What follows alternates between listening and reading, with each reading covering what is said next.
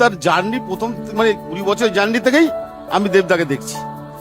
তো 2005-এ যখন দেবদা মানে অগ্নিশপথে শুটিং করছিল, তো আমরা দেখতাম যে তখন শুনতাম যে দেবদা শিয়ালদা কোনো একটা মেসে থাকতো, ওখানে বাসে করে আসতো, ট্রাম ডিপোতে নামতো, নেবে একটা কাঁধে ব্যাগ নিয়ে টুকটুক করে ঢুকে যেত।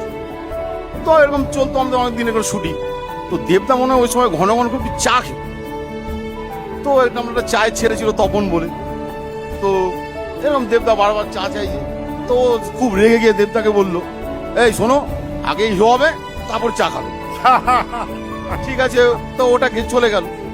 তো 2006 মনে আই লাভ ইউ করলো, এবার মন মনে না শুট হবে। তো দেবদা মনে হয় কথাবার্তা বলতে এসেছিল।